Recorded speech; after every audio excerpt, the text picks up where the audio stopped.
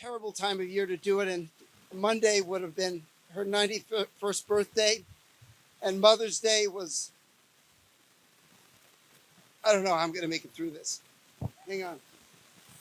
Yeah, there's going to be a few gaps in the conversation. It's not because I'm stupid, it's just because I'm overcome with emotion. So I just want you to be patient with me if I have pauses of emotion.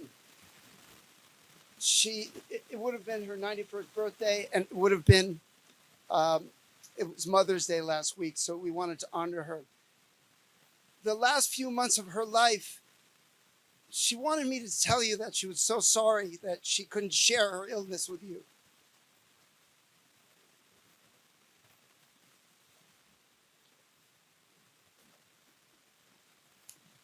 My mother had a terminal cancer, and she had thought she had gotten out. It's a very rare cancer called bile duct cancer. And they took it out, and then she took 8 months of chemo pills, and she thought it was gone. But then the first blood test revealed that it had come back, and then even some. And she was given a very short time to live. She told a few people, and they were so sad for her, and she didn't want to share it because she felt it was exhausting. There's so many people that she means so much to, and she just wanted to die privately. And so she died comfortably at Phelps Memorial Hospital. So that's why many of you were surprised and shocked that she died.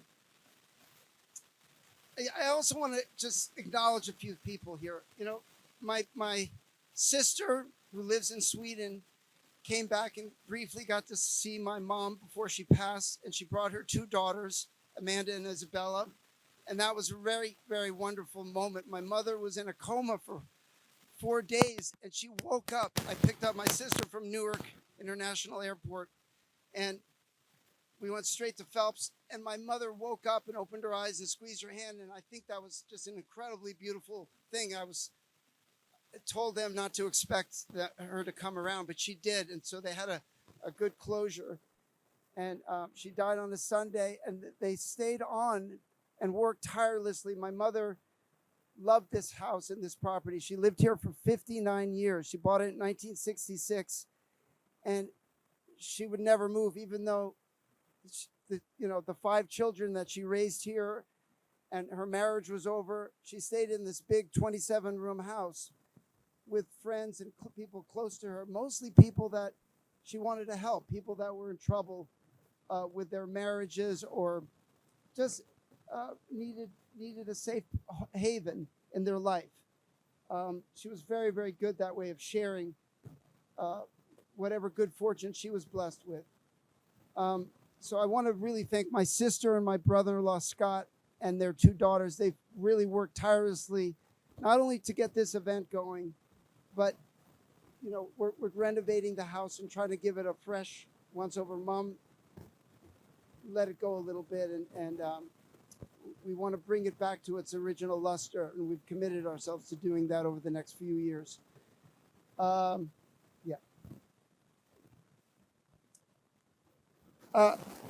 I'd also like to acknowledge my mother's brother, Niels Peter Silverschuld. He came with his 2 children, my cousins, Frederick and Maria. They traveled from Dubai. Maria came 15 hours on the plane, and I think it's 10 or so to come from Sweden. So Frederick and Niels Peter, that's really an amazing gesture. And all the people who come from out of town, my good friend, Jack Rose from Marin County in California, Brian Barr, my neighbor and best friend, my nephew, Christopher Getz, Christopher, where are you? It means so much to me. It means so much to me that you came. And I think it's very beautiful that you're here and you made the effort. He came from Long Beach, California. So if I'm forgetting anybody who had a long trip to come here, we appreciate you so much. I wanted to talk about my mom's life a little bit, tell you some stories, and tell you what made Monica Getz, Monica Getz. And I think you'll be surprised, but I think it'll inspire you.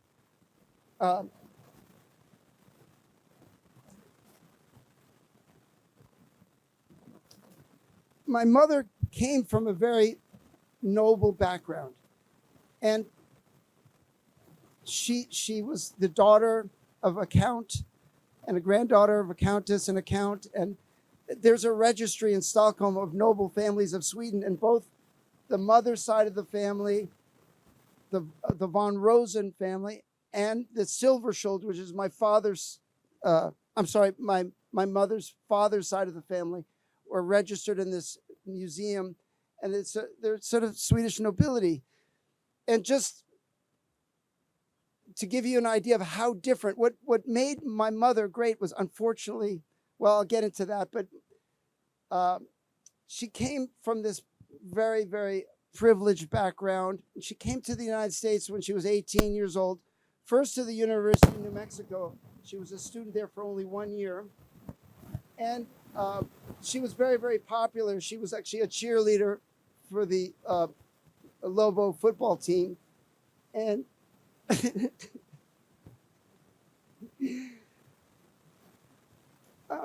she was famous for cheering for the wrong team. She also had a wonderful sense, aside from her intellect, which surpassed even her beauty. My mother was funny, and she was a little bit of a prankster. And one time, her sorority didn't like this other sorority of guys, fraternity, and they thought that the guys were sort of jerks, and they made them a big cake, and these guys were so flattered, and they thought they were so hot. They thought they were the coolest fraternity, and they put X-Lax in the cake,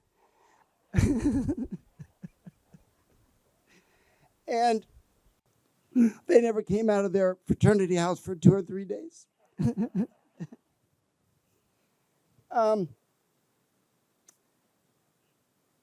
After the University of New Mexico, she went to Georgetown University in Washington, D.C. And it was there 2 years later that on campus, it was called the Birdland All-Stars. And Count Basie and Shirley Bassey and my father and I think one other jazz legend were performing on the university campus. And she was invited by friends who were volunteering backstage with the event. And she was in the middle of final exams. She didn't really want to go, but she went. And she was to the side of the stage, and a very handsome blue-eyed guy was chatting her up, and she was kind of giving him the one-word answers. And she thought he was handsome, though, and he kind of gave up trying to talk her up.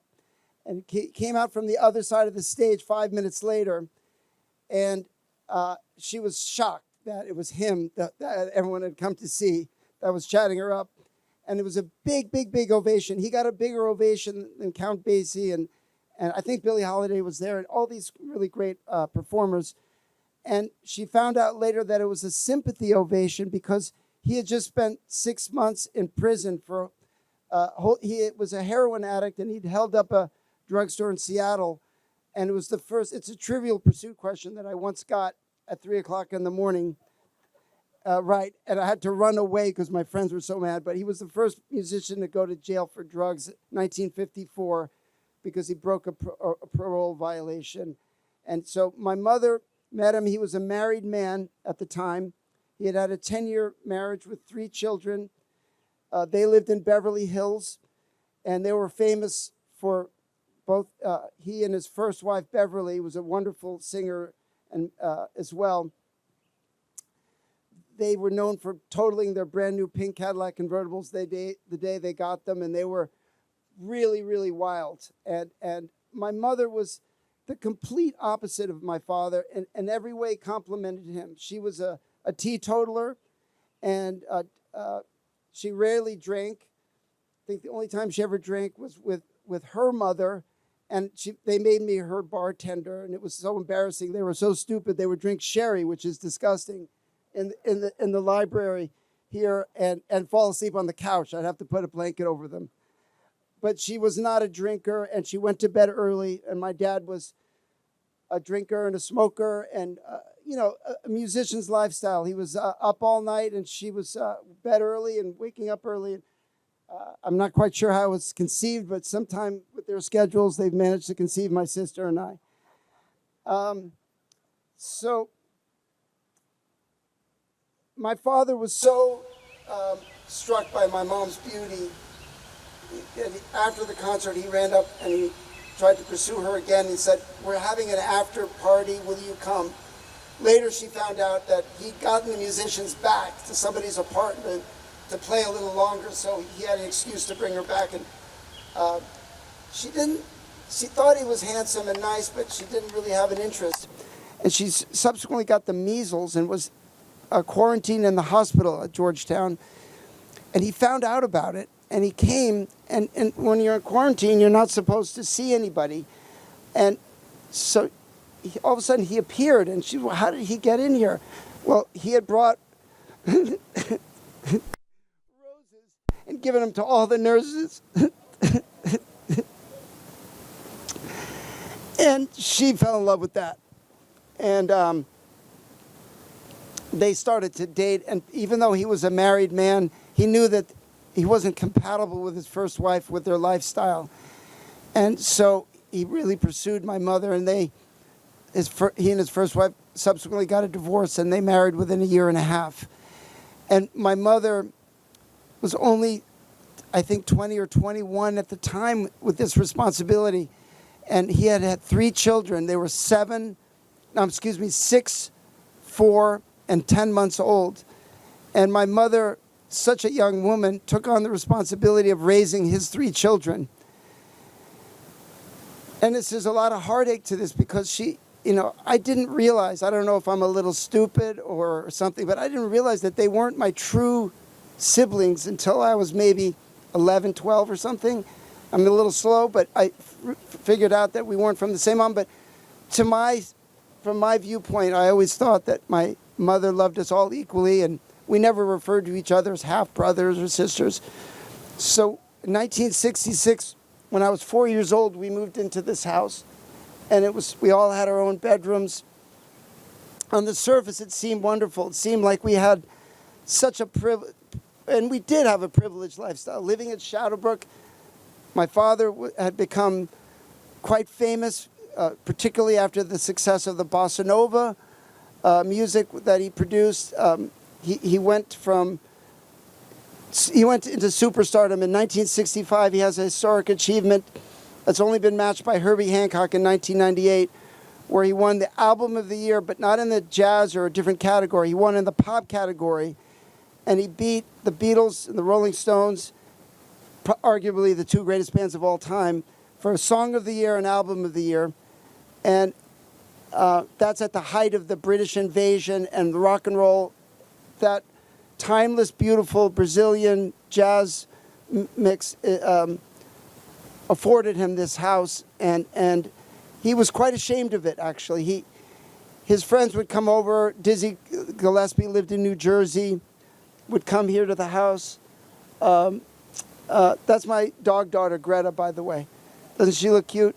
And then Buddy Rich would come from New York City, and he would stay here sometimes. And I used to sit on Ella Fitzgerald's lap in this house before she had one son. She didn't have any children, and she treated me like her son. I was very privileged. We were members of Ardsley Country Club. I went to the Hackley School. My sister went to the Master's School in Dobbs Ferry. It seemed great, but the truth of the matter was it was a house of horrors because of my dad's drinking.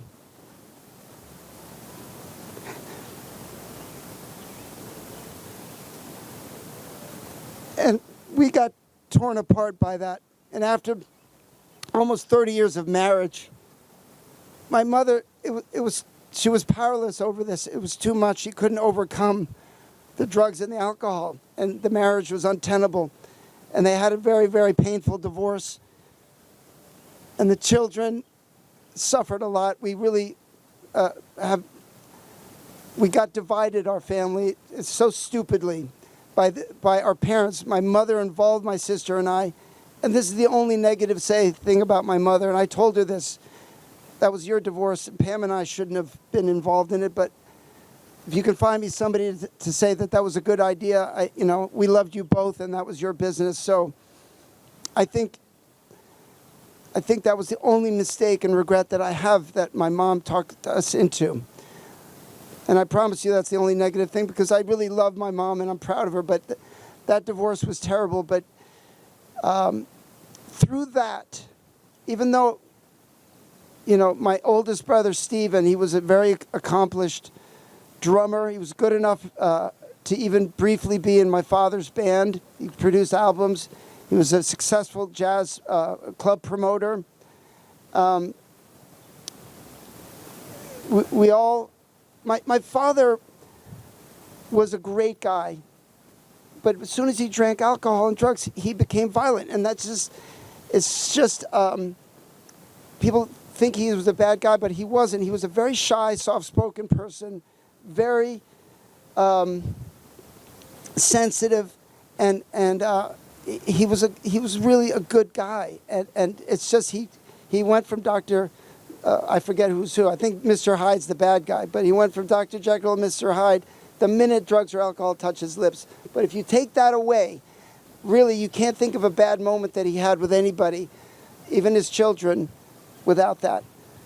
But when that marriage failed, my mom took that pain from that. And this is why I want to say what made Monica Getz Monica Getz.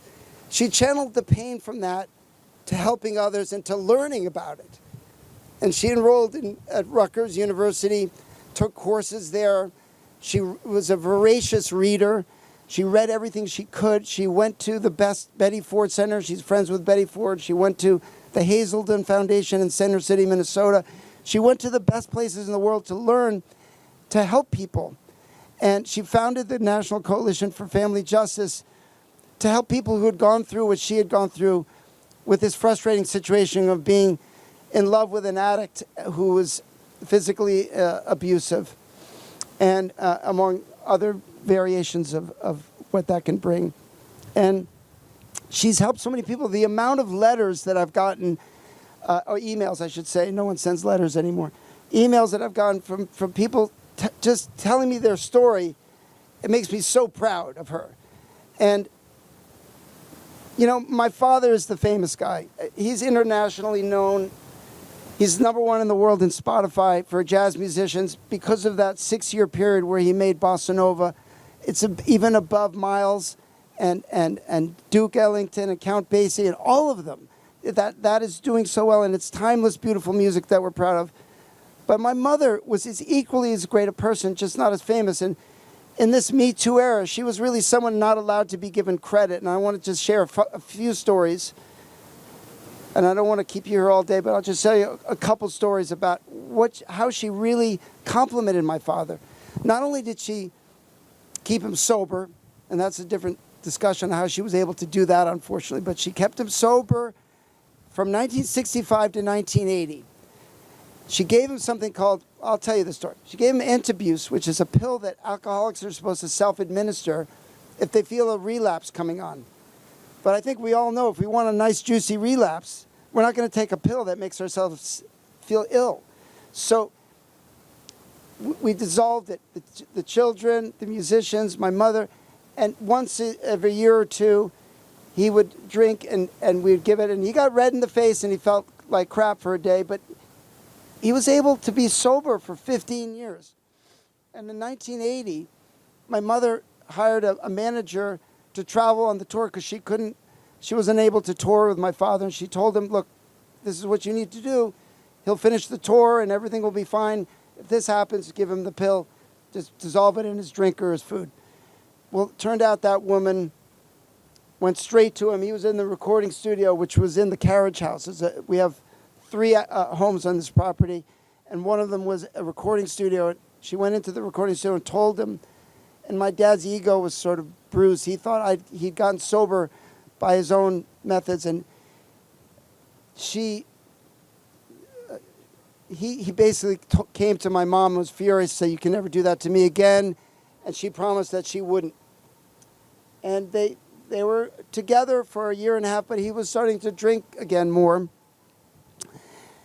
And there was a concert in Paris that they flew my father and mother over to on the Concorde. And the Concorde is maybe 2.5 hours. They don't fly it anymore, but it was a very fast way to get to Paris. It was okay. They went there, did the concert. But then on the way back from Paris, it was like everybody was treated first class. It was and so there was champagne glasses that everybody was drinking out of. And they poured champagne, and my mother's like, no, please don't drink it. And my dad started drinking the champagne. And when he went to the lavatory, she put one of those pills into the champagne flue, and it was like an I Love Lucy episode where there's a science experiment gone wrong, and it's frothing. And my dad comes back from the lavatory, and all the flight attendants and people were putting napkins over it and trying to control this chemical reaction. And my dad looked at my mom, and that, unfortunately, was the last straw. My dad got off. They didn't speak the last 30 minutes of the flight. He got off the plane, and he went to California or Florida and never lived another moment in this house. And then that ensued was a terribly embarrassing, long public divorce that was in the papers. The Post loved it, and it was all over the papers for 8 years, from 1981 to 1989, 8 or 9 years. And at the time, it was the most costly, wasteful divorce case in New York State history because in those days, they didn't have irreconcilable differences. They had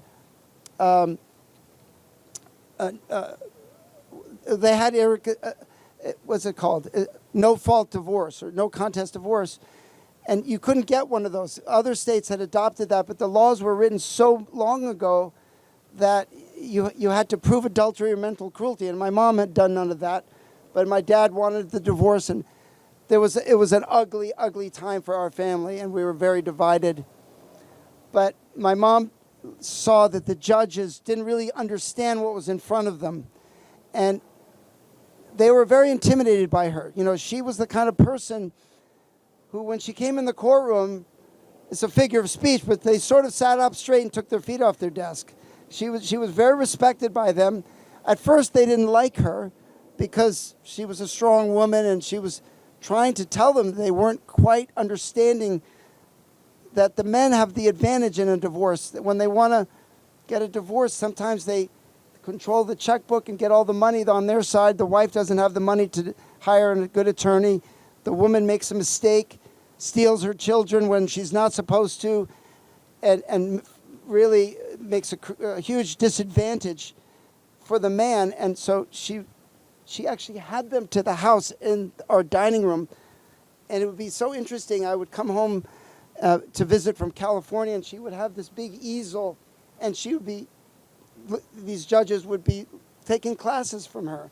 And they liked it, actually. They really came to love her. At first, they thought she was a pain in the ass, but she really was trying to help them understand that they were missing it.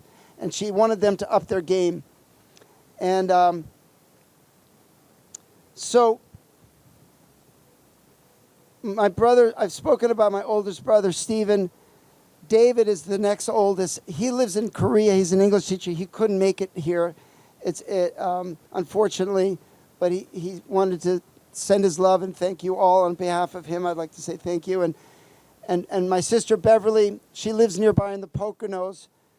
I was hoping she would come today, but I got nothing but love for her. I think she should have been here. I think sometimes we got to let shit go. We just have to let shit go. And I'm hoping, sometime soon we can just start fresh. There's no time in life anymore to be angry or upset. We make amends for our mistakes, and we do the best we can. And then my sister Pamela, I've spoken to you about. She lives in Sweden. She's been here at the house. I love you, Pam. Thank you so much for everything you and your family have done. And then me. That explains us. Just last thing before I have someone else speak. I think it's interesting, a couple stories about my mom, her involvement. And when my parents were right, there was no better of a power couple. They were really a good team. She made up for all his weaknesses. They complement each other perfectly. And I think if it weren't for the addiction and the alcohol, I think they would have stayed together. Who knows? We all know relationships are difficult and they take work, but I know that was something she couldn't overcome anymore. And with physical violence, it's impossible, actually. But she, in 1961, my dad and many jazz musicians were in trouble with the law in the late 50s because they were smoking grass and getting in trouble. And so they moved to Copenhagen and Paris and London and Amsterdam. They lived in all, because they didn't really mind if they did all that stuff. And my parents moved to Copenhagen for 3 or 4 years, and they were very happy there. And my dad had won Downbeat Award as the best saxophone player, I think 11 years running, from the late 40s to the late 50s. Things were going well. But suddenly my dad, and this happens to every performer, where suddenly they're not selling albums, they're not booking their concerts, and he lost his relevancy. So my dad said, we got to get back to what he considered was the center of the jazz universe, which was New York City, the Mecca, and find out what was happening. So he moved the family back, and 4 children, I was yet to be born, and my mom, and financial troubles with the IRS. And his very first performance was at the Village Vanguard, and it's a place that he'd never not sold out. And he had 2 sets that evening. In the first set, people were talking. They weren't listening to him. It wasn't sold out. So between sets, he went to a nearby venue where Miles was, I think across the street, Miles Davis, and he said, what am I doing wrong? What's happening? He goes, Stan, you got to play the music a different way. And my dad liked to play, and I'm very proud of this, not one note too many or not one note too few. He liked to play what was needed. Even on The Girl from Ipanema, it doesn't play until halfway through the song starts because it's appropriate. So he makes a series of choices, one of which is to play a classical jazz album, and it's his favorite album called Focus, but it's not commercially successful. It doesn't do that well.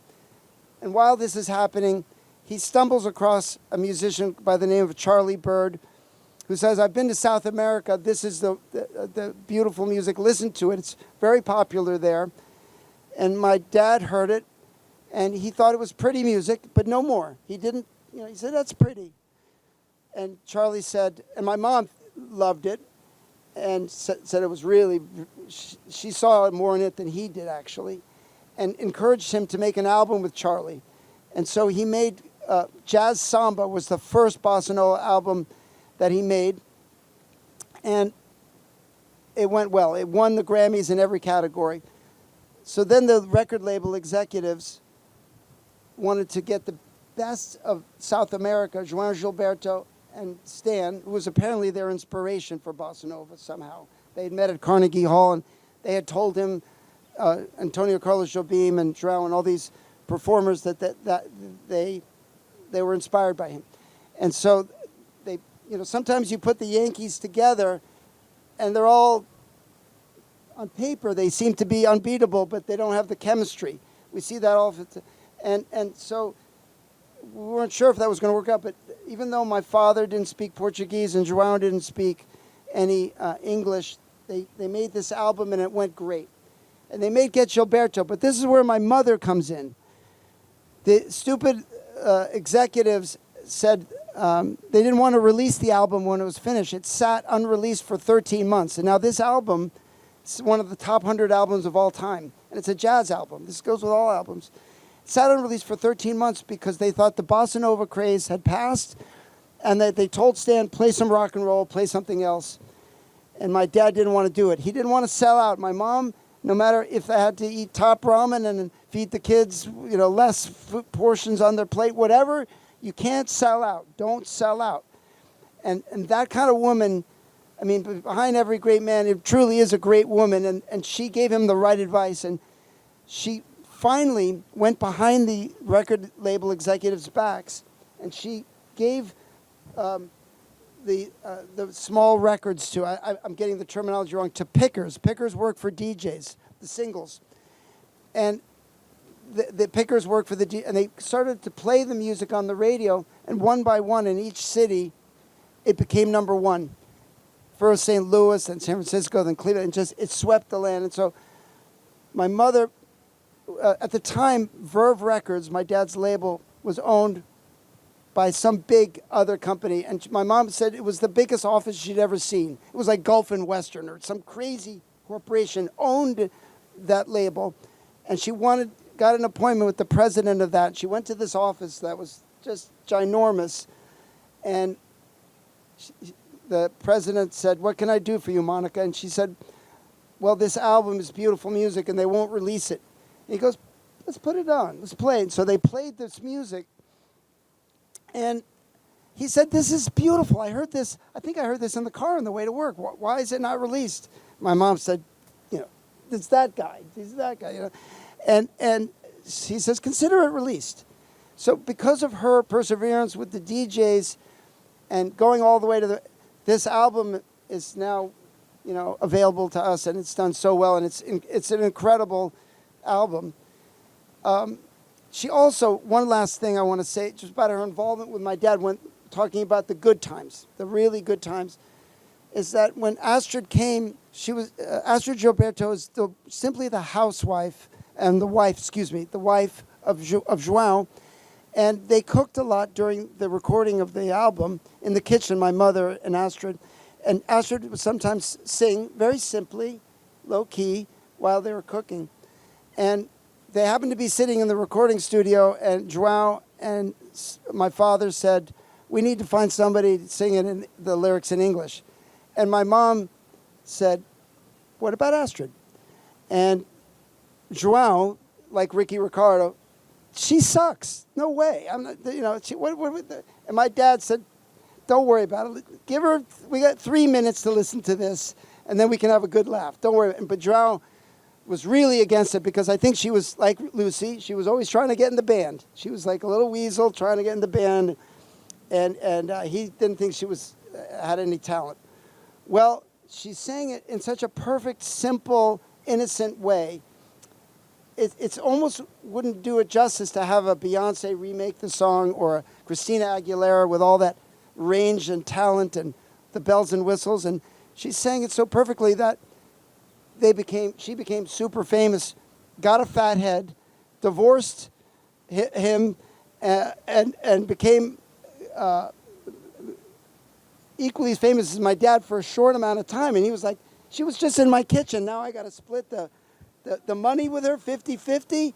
So he was very bitter about that. And so for about a 2-year period, he was doing the bossa nova and giving her 50-50. And he just was like, "How did this happen? I've been doing this for 20 years and she's just arrived." But the irony is that my mother discovered Astrid. And that's enough of that. Let me think if there's anything else I want to say about my mother.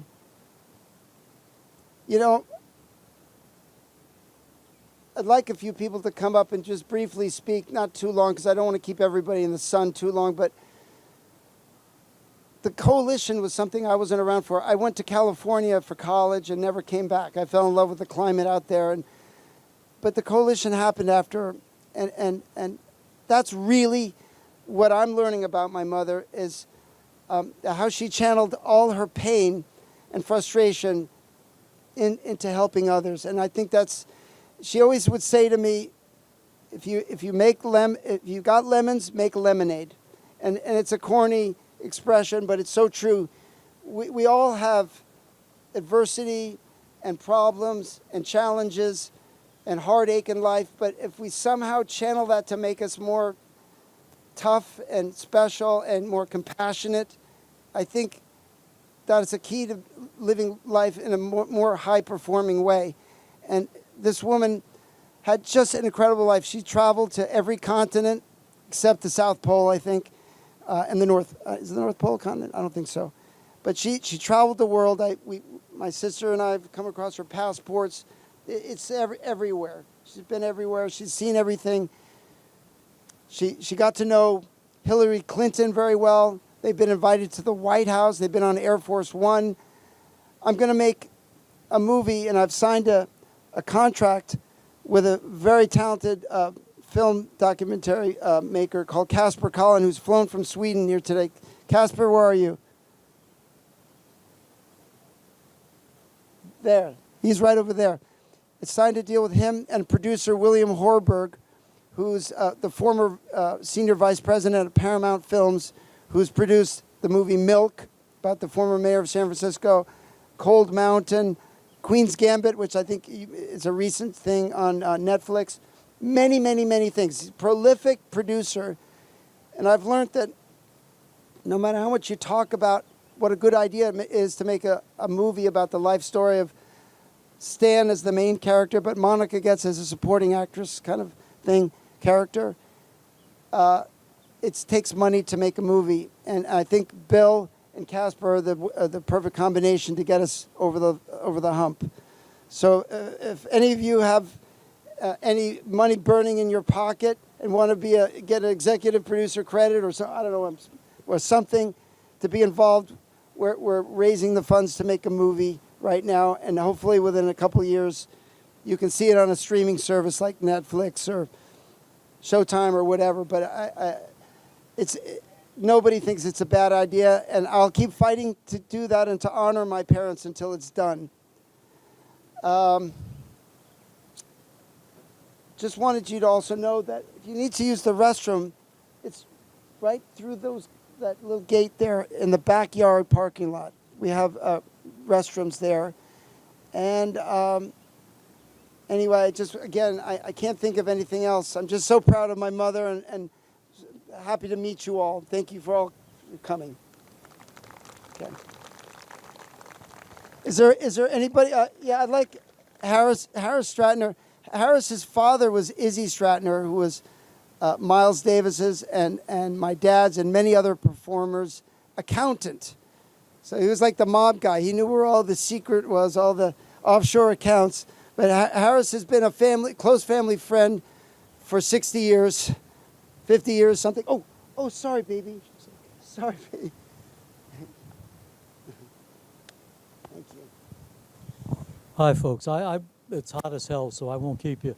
I have a couple of awards. I'm a doctor of psychology, and Monica's mother, Nikki's grandmother, God rest her soul, is the one who got me to be, and her brother Peter, who's a psychiatrist. That's a story in and of itself. It'll probably be in the movie about my dad. The ironic thing was my father was a CPA. He was Monica's best friend. She always said that to us. And he was also John Coltrane's CPA, but he loved Stan. And for 38 years was Stan's CPA.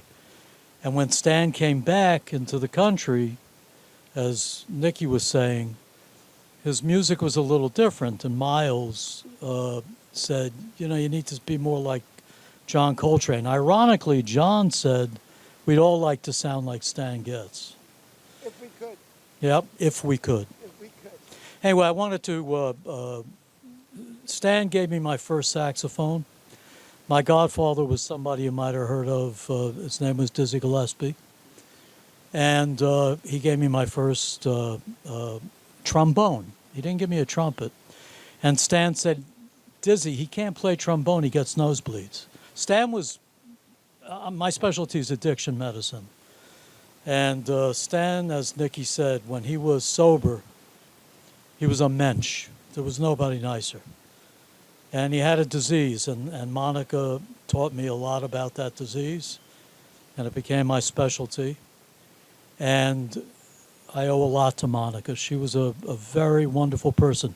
3 weeks before she died, my wife, Dr. Lynn Green, and I came over. Monica invited us over to tell us that she was not well. And she said, in January, I don't think I'm going to be here, guys. And it was pretty hard to have breakfast when my godmother said that to me. And she wrote me a card. It's actually the pictures in the house that said, "To the sixth Getz child."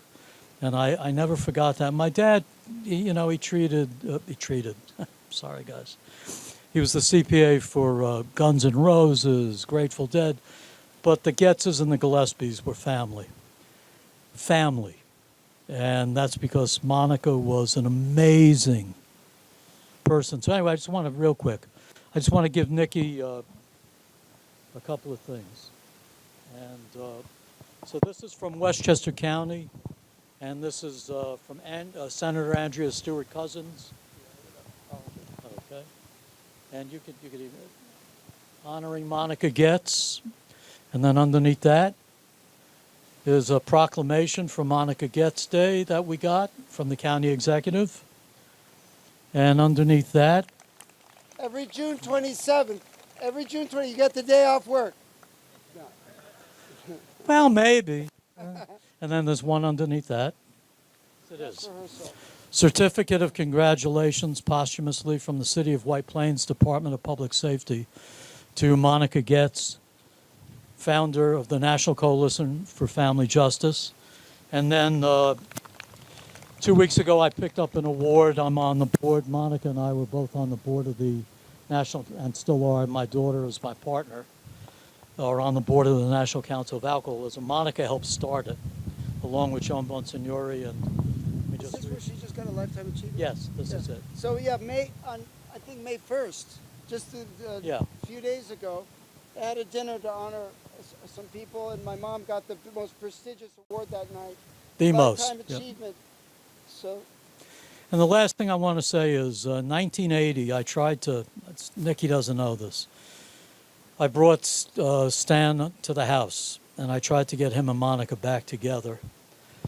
We were giving him an honorary doctorate. I was on the board of trustees of Mercy Now University. I got an honorary doctorate there, and Monica got an honorary doctorate there, and Stan got an honorary doctorate there. And it just breaks my heart that Monica and Stan, because of a disease, it's primary, progressive, chronic, and if not treated, fatal, called alcoholism, their marriage broke up. God bless Monica's memory. I know there's not one person in this audience who she didn't help. Thank you very much. thank you. That was very nice. Appreciate it. I forgot to mention something. Many of you donated to the coalition that she founded. Unfortunately, the National Coalition is going to die with her. And don't be sad about that, because now when you Google help for women that are in distress in the situations that my mom and many people find themselves in, there's many, many, many resources. At the time that she founded this, it wasn't like that. So what we're going to do is speak to each of you individually and find out where you'd like the money to go to. We'd like to find another similar type organization and transfer it there, or we can refund it back to you, whatever you prefer. So I'll be calling each of you individually, whoever donated, and we'll make sure the money gets back to you or to give to another organization that's worthy and similar to what my mom was doing. Is there anybody else before we go up and have some lunch that would like, please come up. Welcome, everyone. I am Michelle Rafferty, a long-time active member of the Coalition since 2011, if not longer, and a friend of Monica's. I'd like to thank Nick for sharing the family's home, Shadowbrook, and organising this get-together to celebrate Monica Getz and the Coalition for Family Justice. Thank you for all of you that can be here in person, and to all of you that are here in spirit. Monica Getz, daughter, wife, mother, grandmother, auntie, and mentor to so many people, and a very dear friend. You are missed, but will never be forgotten. You touch so many lives in so many positive ways, and on a personal note, you have always inspired me to keep having hope. Today's celebration, gathering of your life, is a testament to that. The last time I saw you, Monica, you shared a book you were reading called Meaningful Coincidence. Today's get-together is exactly that. I'd like to continue sharing thoughts, feelings, and stories here to you all and individually. I'm sure there are a lot of stories, but I'm not a big storyteller, but would like to speak a little bit more about Monica and the Coalition for Family Justice. While there are many players in the coalition, Monica has truly been the spokesperson for family justice for almost 4 decades. And she would sometimes drive me crazy, and I would tell her that as she appeared to be a one-woman show. Although that wasn't really the case, she knew so many people, had so many connections, and she truly wanted to educate people. The first time I spoke to Monica was on the phone well over 2 decades ago. I'd yet to meet her in person, and she was already preparing to meet my kids before they went into court. What a generous, dedicated, and kind person she was. I didn't follow up that day, but not long after, I finally walked up her driveway here to her home, Shadowbrook. And Monica understood why people couldn't follow through, yet she was always ready to help whenever it was sought. In the first year or two, when I was attending the monthly meetings, I was spilling my heartache, like many people would do at the coalition meetings. I felt at home with Monica. Her charismatic smile welcomed me in, as she did with everyone. She wanted to genuinely hear and help all that came to her home. She never turned anyone away. That was her motto. She really wanted things to change, to help guide people to find tools for living, even if those living situations were very difficult. She understood without being judgmental that so many broken families were due to addictions. Many times Monica and I discussed this, and then time again I walked away understanding her more. She didn't want people to be punished, but she wanted them to heal, even though she wanted them to be accountable too. And that's why the Coalition for Family Justice and Monica have lasted for so long. People from different backgrounds, men and women, grandparents, people in New York and out of state would seek her help. She wanted people to communicate, collaborate, and find some way of coexisting. And she knew it wasn't easy. Monica is a very independent person and is convinced that through the turmoil, there is always light, love, and hope. And she proved it, not that she had to, time and time again. Her and I, over the years, chatted on the phone, in email, and in person about people's cases. We, of course, would keep everything confidential, even up to today and going forward. When I visited her in October of 2023 at the Rehabilitation Center, she was not eager to speak about how she was doing, but about cases we were covering. Even though her physical health was not 100%, she remained dynamic, curious, and unstoppable.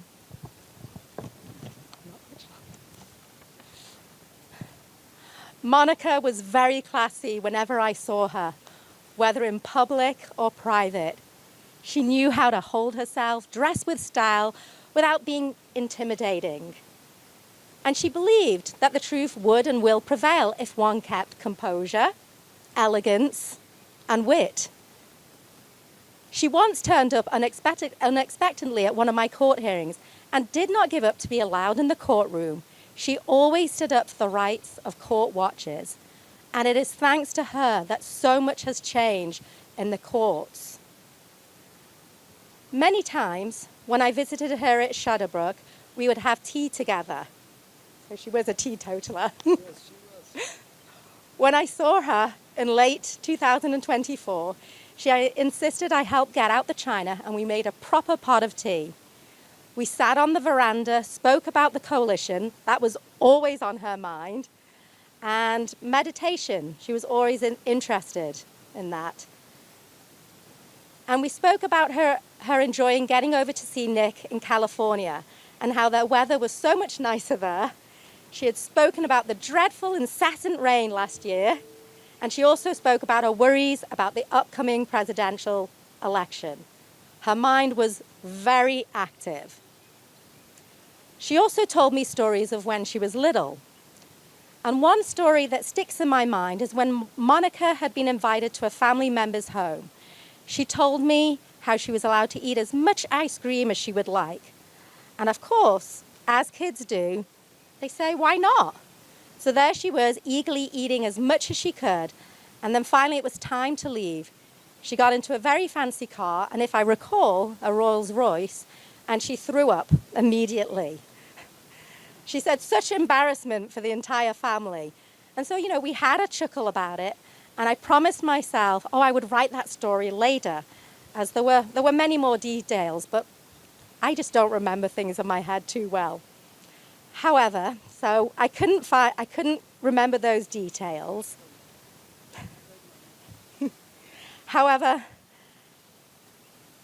I couldn't find those details, but it did get me thinking that many decades later, after being the young child Monica, she had learned her lesson to eat the elephant one bite at a time.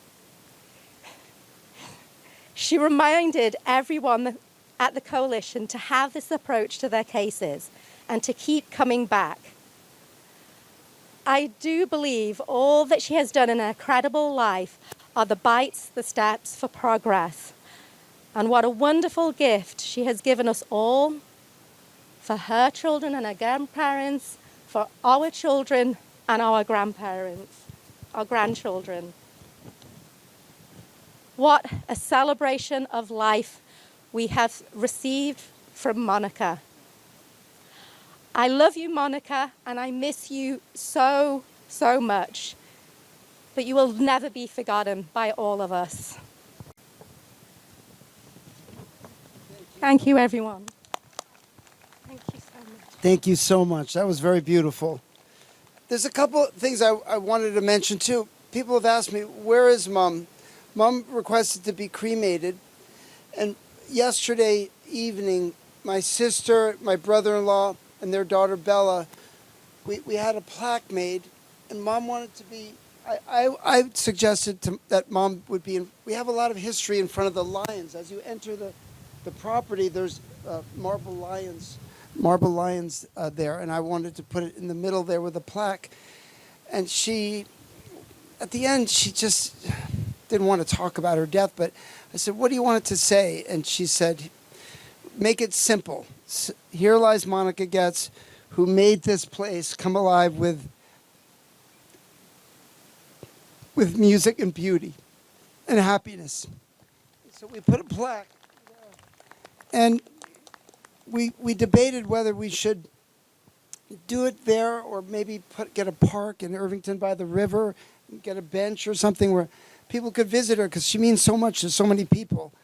And we put it here, but this property is public to you people. Come in and park the car. You can sit over there by the fountain. You'll see her plaque, and her ashes are in the flower beds around there. I want to say, too, that my mother was such an intelligent person, and she was a voracious consumer of any information. I mean, the books, the amount of books she read, my father too, they both were big readers. I think the last book I read was in college, I'm not proud to say. I like Netflix, and that's my thing. But I don't think that's very good for your brain.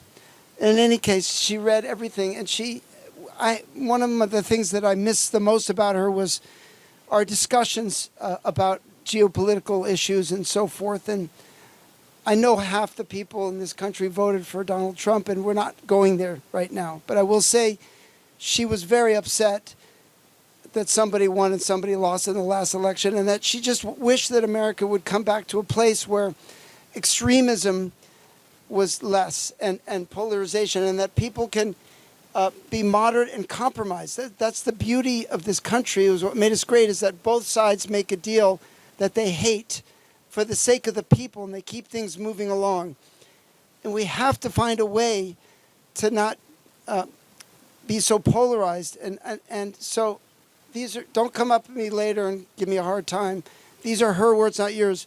Find it in your heart to find people who respect checks and balances and think compromise is good, not owning the conservatives, owning the libs or liberal tears, and all this hateful language has gotten out of control and it's tearing us apart. And this is her wish, is that we compromise and you love people. You know, my mother was so intelligent, and she's also, I love the way she, I said, you go to church a lot still? Because she used to love to go to St. Barnabas Church down the street. And she said, actually, Nikki, there's this great rabbi. I go to a synagogue now. And I go, but Mom, you're Lutheran, and now you go to the Episcopal Church, and you're all over the place. And she goes, yeah, I think spiritual nourishment, you can get it from many places. It's not good for us to be Islam is bad, Christian is good. We have to realize there's beauty. It's everybody's attempt to live a better life and to be a better human being. And it's not good to impose your way as the only way. And I'm so proud of that she said that. When she visited me in California, we have a place in Malibu called the Self-Realization Fellowship, and it's founded by Yogananda, Paranasa Yogananda, and it celebrates the faith, all saints of all religions. And we would go there for 1 hour, and there was a lake, and we would walk around the lake. And my mother was such a seeker, and she was so positive, and she, like I said, she channeled all the pain into making herself a better person. Each day was a new beginning to be a better version of herself. And I hope to do that as well. Is there anybody else? Yes, this is Nils Peter, Monica's younger brother. Here's Nils Peter Silverschild.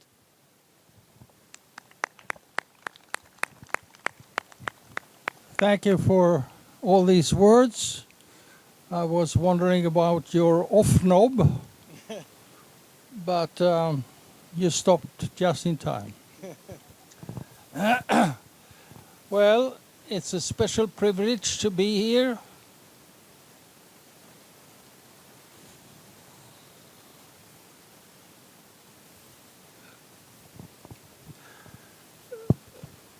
And I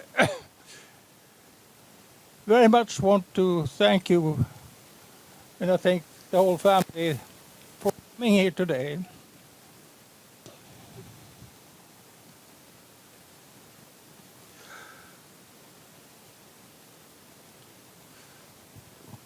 I certainly have high thoughts about my sister, although she made my childhood hell at times, because she was 3.5 years older, she was taller, she was faster, stronger, probably more intelligent. That's up to you to judge that. And I think nothing being said today, although I have to be a bit hesitant at times, is an exaggeration.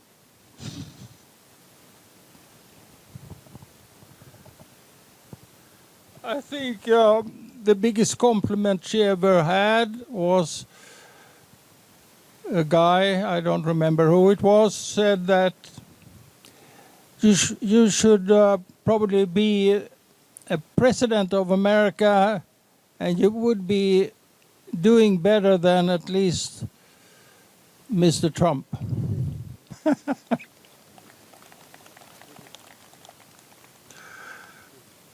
Now,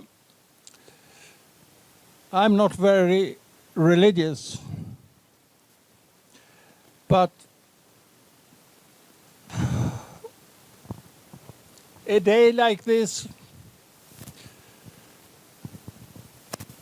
I must say that I believe there is a power bigger than us, giving us such a day. I remember when she bought Shadowbrook,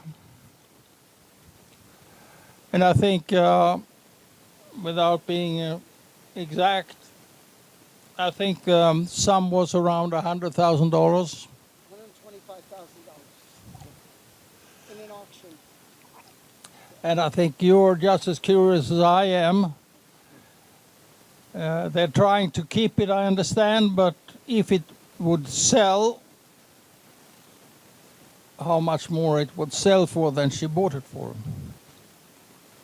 Why? Because I can hardly imagine a better place than Shadowbrook. In this weather, in this time of the year, she loved the trees in blossom. Look at the chestnuts there in blossom.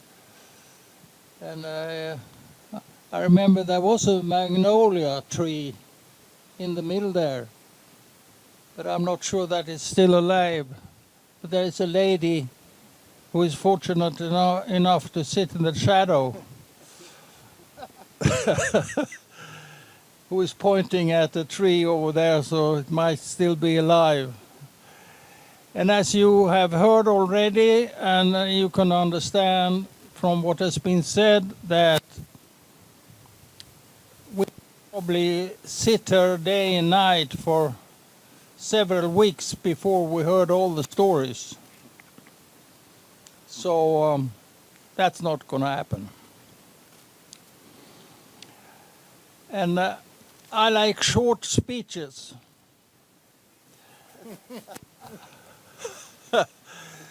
So I'll just say that I'm pleased to be here. There is a Swedish from South Sweden which says I'm walking on my last legs. So that's the last you see of my legs and me in this life. We might meet later on wherever. But I'm so honored that you came here today. And I don't think Shadowbrook could present itself in a more beautiful way than it does today. Thank you for listening, and I give this love-hate microphone to whoever wants to say something else. Hi, my name is Karen Winner. I just wanted to share a few personal memories because I'm not sure people know just how much Monica contributed to the laws in New York. When I was working at Consumer Affairs in 1991, Monica and two other women, Peggy Hammond and Nanette Sachs, came to the commissioner, his name was Mark Green, and they said, the cases in divorce are being manipulated by the lawyers, and they're exploiting the women by overcharging them. I'm a little emotional, so forgive me. So I was asked to investigate. I spent a year investigating. And my results came out, and it was a bombshell. I found exactly what Monica had told me, exactly. Lawyers systematically, financially abusing their clients, manipulating cases, forcing women into settlements. I didn't know the first thing before I started this investigation about this. And through Monica and Nanette and Peggy, who used to sit in the house before there wasn't even any heat on, because apparently Monica couldn't afford it at times, and they would hold the meetings, and they were determined, just like our founding fathers, they were determined to change things. So, after my report came out, there were emergency hearings held all over the state. All the lawyers were upset because their gravy train was coming to an end. And Monica helped me to understand exactly what to analyze and how to say this has to be changed. And I came up with something called the Statement of Client Rights. First time in American, I guess history, that consumer protections were extended to legal services in divorce. Who did this? Monica did this. Monica did this. That was the first of my relationship with her. I became a board member, the coalition. And then I wrote a book called Divorce from Justice, HarperCollins, and I, featured Monica's work. And then the National Coalition became known, and different states had their own coalitions through Monica. And so there's stories I'd like to tell, but it's very warm. There's just one other story I would like to tell. I was very close friends with Monica for a long time, and I would learn about parts of her life. And I'm not even sure, Nikki, I don't know if you know about this. When I was researching my book, I came across a book in the trash in Greenwich Village. I just happened to see it. It was by a man named Albert E. Kahn, fought fascism. And he was in the 30s. He fought fascism in this country. And I told Monica about it because I went to research this man's work in understanding how the forces of fascism are how to fight them.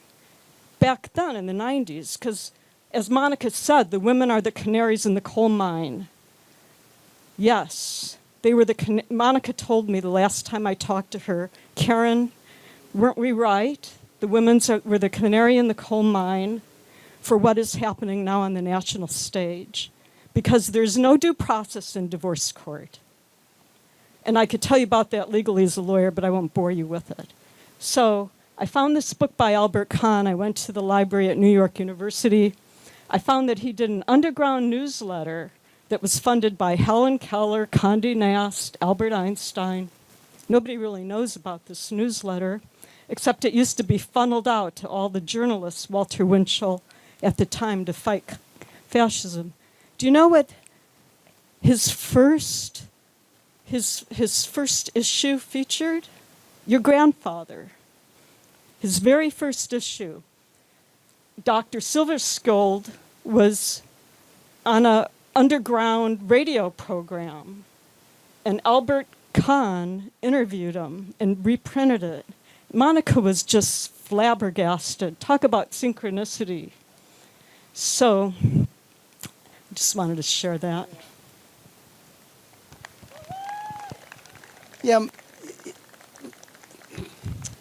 there's so much to our family. There's really, Niels Peter and my mother's father was an incredible person in himself. He is an Olympic gold medalist and the top orthopedic surgeon, and someone that was very involved in fighting the, Nazism through during the war, World War II. It's just, there's so many stories, I'll keep you out here all day. Is there anybody else who wants to come up? Yeah, okay, come on. Then you're next. Okay, I won't forget you. Just let's keep it to like maybe 2 or 3 minutes apiece if we can. Be glad it's hot because when this on your resume when I was halfway here, it was pouring. I'm ready to go for Connecticut, and I thought, oh no, and then it stopped. Is that close? Yeah. I said I was halfway here and it started pouring, and I thought, oh no, and then it stopped. But anyway, I'm the founder and executive director of the advisory board for the National Coalition for Family Justice, and I met Monica in 1988 just after it had been established, because I was trying to get a divorce from a very high-powered lawyer. He was a Nixon appointee and pulled every trick in the book, although about 3 years ago he apologized and has been trying to get family court reform and actually went to a very high-powered, well-known, you'd know the name if I said it, documentarian, and he refused to do it. And I want to say that we did get Monica's obituary. You can find it on the back page of February 12th of the business section of the New York Times. And I had approached Nick about getting an obituary in, and he was enthusiastic, and he wrote an obituary and let me write one paragraph, second from the last. And the New York Times very cleverly omitted my paragraph and sensationalized everything that Nick wrote, which I know Nick was not real happy about. But nonetheless, it made there. But all it said about family court reform was she wanted family court reform, which isn't saying a whole lot. And what I wanted to say was that Whitney North Seymour Jr. was her attorney. I don't know how many of you are necessarily familiar with him, but he was a very prominent attorney. He was the president or chair, whatever the title is, of the New York Bar Association, and his father was the first or the second president of the American Bar Association in the 1980s when it was founded.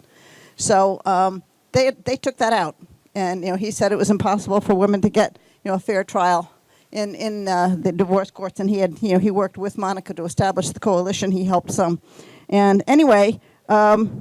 The advisory board, I keep on writing all the time. I was hoping to be able to make an announcement today. ProPublica, if any of you get the New York Times, ProPublica got their third or fourth Pulitzer, and it was announced in the New York Times like 4 days ago or something. So I quickly wrote a letter to them, and I said, "Would you be?" And they have written articles about need for family court reform. And so I quickly wrote a letter, FedExed it to them. Actually, I used express mail on UPS because regular mail no longer does express mail. And said, would you be willing to let me say today that you would get together with someone else? And I suggested Vanderkolk, who was the one who wrote The Body Keeps the Score, which has been on and off the New York Times bestseller list for 5 years. It is no longer, but it was. And that is trauma.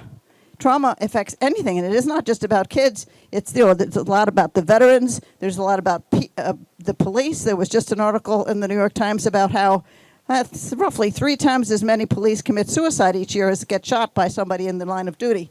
Trauma affects people a lot, and we don't give that credit. And when I was 10, my home burned down, and my mother went back and got a master's degree in teaching emotionally disturbed children.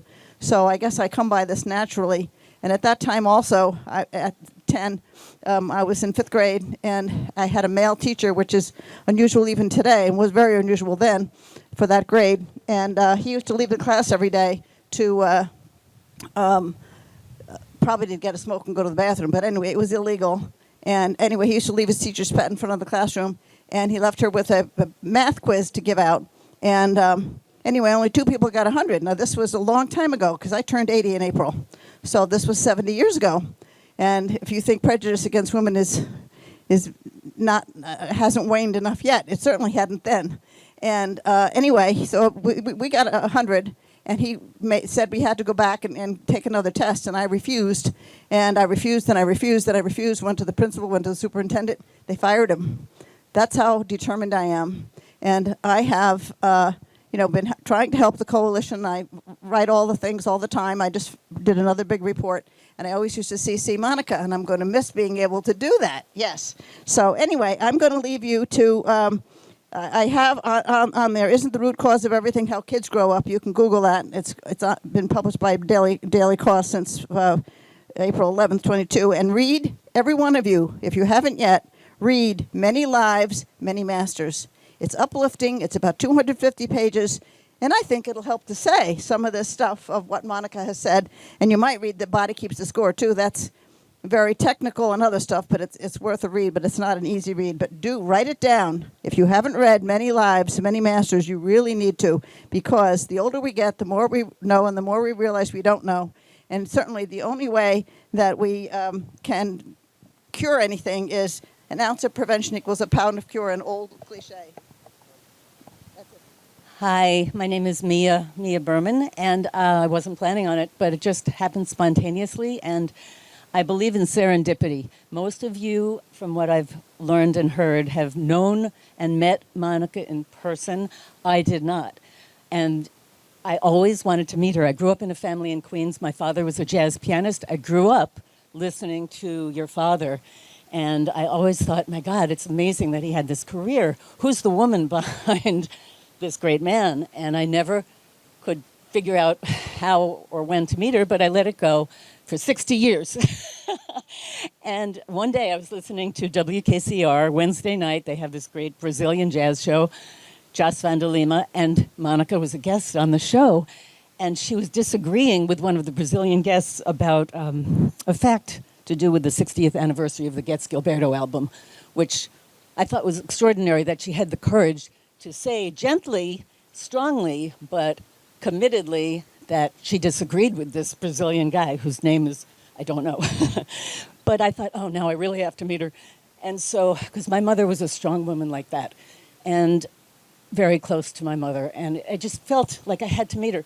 So I contacted her on Facebook, I believe, and lo and behold, she answered me, which is the point of why I'm saying all this. She was so incredibly warm, radiant, welcoming to a stranger. I mean, she really didn't know me from Adam. I had a radio podcast, and she was planning to actually come on, and she was just incredibly welcoming. And the other thing I wanted to say was I'm very big on gifts for no reason at all, just surprise gifts. So I sent her these bluebird socks, and she said, oh my God, I love bluebirds. We had no idea. But I never got to meet her. She said to come up. But I just wanted to tell you, serendipity was extraordinary, and I absolutely loved my year of talking with her. So thank you so much. Thank you so much. That was beautiful. Thank you. Anybody? Okay, my name is Phyllis Orlowski, and I come from Cooperstown, New York. And I called Monica 2 years ago. She was 88 years old. And I said, well, I have a case of child support fraud. I proved the fraud. The district attorney in my town indicted my ex-husband on a felony and a misdemeanor. And lo and behold, 2 years later, the judge dismissed the case and said my ex-husband had made a technical error. He didn't report over $500,000 in savings. It was just a technical error. It was dismissed. Well, Monica, I called her, and well, I called the governor and everyone. She called me back the next day and said, I want to meet your district attorney. So I came down here, I picked her up, and she was 88 years old. She sat with my district attorney for over an hour, interrogated him. She was phenomenal, asked him what went wrong. Of course, it was just political. And she gave the district attorney an award for advocating for me, and it was just brilliant. And we've been friends ever since. She's invited me here for breakfast several times, and I sat in the garden with her, and she was remarkable. And she changed my life because she validated my fight, even though the judge and the system did not. Beautiful. That's beautiful. Thank you. Hi, I'm Paul Feiner. I'm the Greenberg Town Supervisor, and I just wanted to mention very briefly that Monica really saved a lot of lives. I remember when I was a county legislator years ago, there was a woman who stopped by my office. She was ready to jump off the Tappan Zee Bridge. She was so distraught. I called Monica. Monica got her involved in the coalition, and then she became a prominent journalist and had a really successful career. There's so many other people who I had reached out to Monica. I used to call her at home. She would call me back sometimes when she was in Europe. She helped so many people. She saved many, many lives. So if there's a heaven, I'm sure she's in the royal family there. I want to just close by acknowledging a few people other than my sister and brother-in-law and their family who worked so hard to make this day possible. Paul Janos, the four-time mayor of Tarrytown, is here with us. He's become a close friend and a really, really valuable advisor to my sister and I, and we're very grateful for everything that you do for us, Paul. Thank you so much. And I also want to acknowledge the lady in the beautiful red dress, the beautiful lady in the beautiful red dress, hiding in the shade so that she doesn't get a premature wrinkle. Kathleen O'Connell, who's also helped us so much and become a close friend and a very, very valuable person to our family. And we appreciate you so much, everything you do for us. And, if I'm forgetting somebody, I just want to really say it means so much to us. On behalf of my sister and I, thank you for coming. Come inside the house and let's have lunch. And we put out as many interesting photographs of my mother and her achievements, and some of my father as well. And hopefully you can mull them over and take a look at them and remember her. And thank you again. Appreciate it. Oh, wait, one more person. Excuse me, one more person. No need to run. It's okay. My favorite story that Monica would share about how she had brought AA, Alcoholics Anonymous, to Sweden, and her brother opened up the door for a symposium with all the doctors. And because people were suffering from alcoholism in Sweden, and there was no real answer. And Monica came and she presented it, and I guess, from what I understand, a lot of people said, well, it sounds great, but we don't want the spiritual part of it. And they tried it and it didn't work. And then they decided to include the spiritual aspect of it, and it worked. So Monica believed in the higher power and God. She was a believer, and she was a sweetheart and had a heart to educate people, particularly about alcoholism, that they would know that it's a disease. It's in part of your DNA, and it's not because the person is necessarily, wants to be that way, but it's because of the genetic makeup. And she said you wouldn't take a diabetic and throw them into an insane asylum because of their diabetes. So I just appreciate Monica, and I appreciate that story of her heart to help people suffering from that disease. God bless. That's beautiful. Thank you. Appreciate it. That was beautiful. Thank you. Okay, let's eat.